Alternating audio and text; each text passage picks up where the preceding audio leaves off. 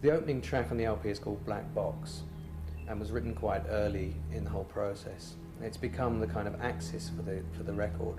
It was inspired by something that happened back in '94 when myself and my partner were driving in the middle of nowhere in Scotland and a tornado bomber crashed in front of us, literally in front of us. 2 airmen were killed as a result. The idea of the pilot and what was going through his mind during the last 30 seconds kind of stuck with me, along with the idea of such an instantaneous event, leaving you with a feeling of the banality of life or of continuing life. You know, the birds were singing as you could smell the field in the air, and everything just carried on as normal.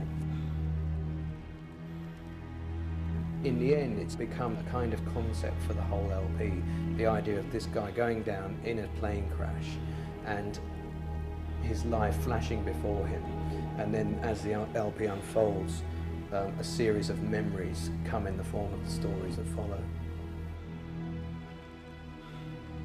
Each story kind of represents a period in his life or an event that happened.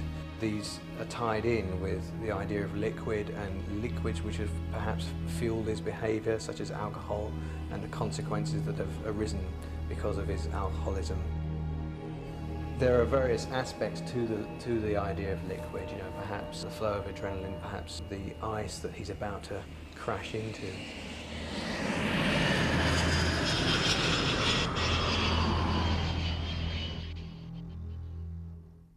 The title Liquid came via one of the tracks that Samantha Kerbel contributed called Last Call for Liquid Courage, and that seemed to me to be an appropriate word to define everything really that was on the record. Liquid could mean alcohol, ice, blood, sweat, tears. All of these liquids had some sort of relevance to many of the tracks.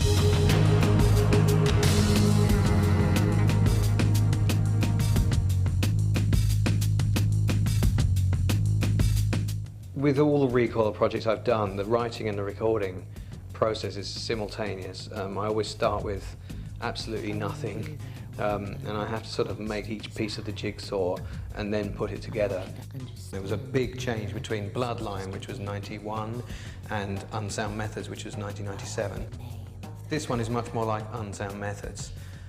Although I think lyrically it's much stronger and the emphasis on the words is much greater this time. I want you to know that being kind is overrated. Atmospherically it's very similar, it's quite filmic, they're quite long stories and the music's very expansive.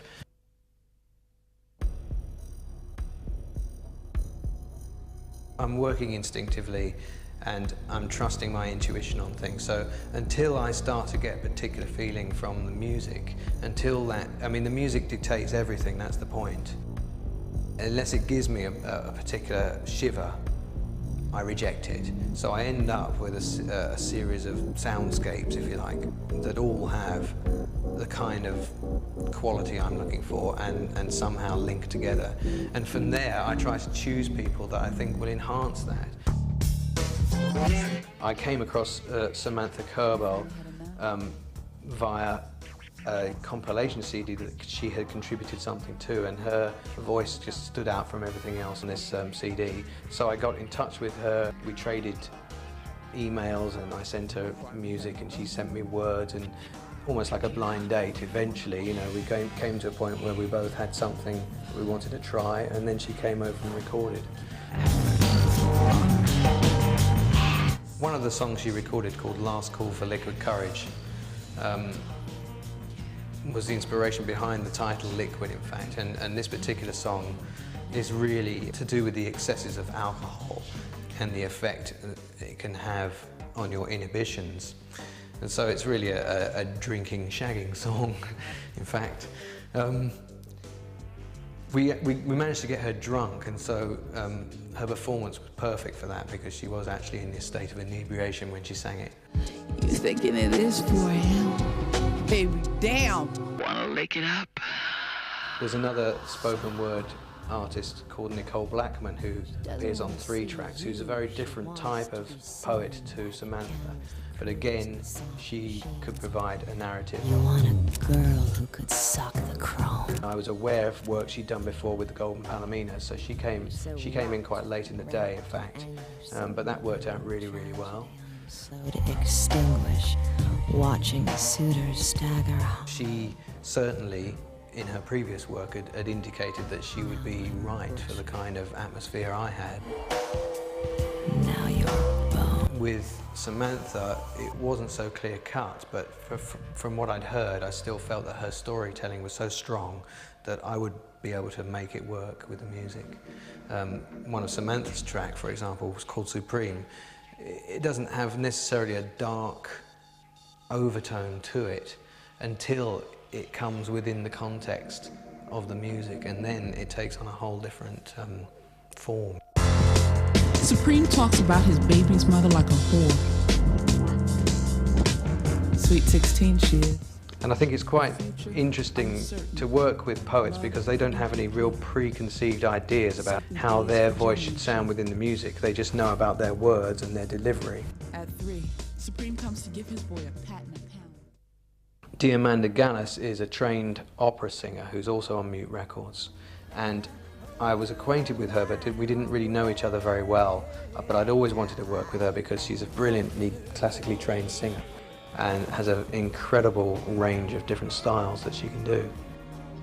She did some brilliant work, and mainly kind of ad-libbed, which suited me fine because I like to sort of restructure everything once I've got the performance. Locked himself away in his room. Before being seen, shouting at the window. The video for Strange Hours is designed to represent the entire LP as well as that particular story, and consequently there are lots of images of ice and objects entrapped within ice. I had this kind of backing track which had a very much a blues feel, but with a kind of dub element as well. We also had this inkling of a story about somebody basically losing it and was keeping very strange hours and doing strange things. Michael Williams at Intro, who directed it, took the idea a little bit further by incorporating the story, really, of a man who had murdered his fiancée. So the girl appears in the video as his kind of memory, a sort of liquid memory.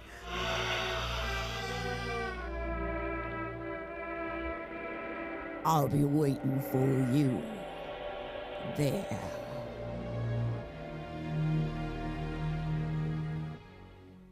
I was always encouraged to be involved in music from the point where I had classical piano lessons at 8 years old, through to when I left school to work in a recording studio, on to joining various groups, ending up with Depeche Mode in 1981.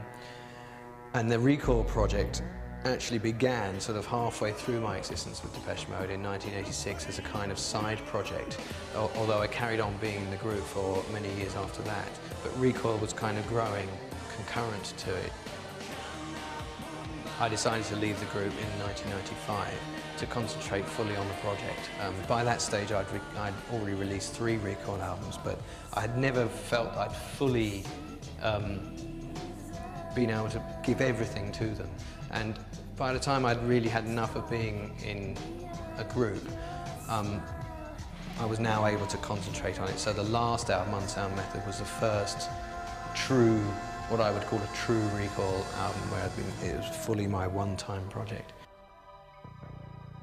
It's always been an experimental project. It started off very, very much instrumental, with samples and electronics, and really that background hasn't changed so much.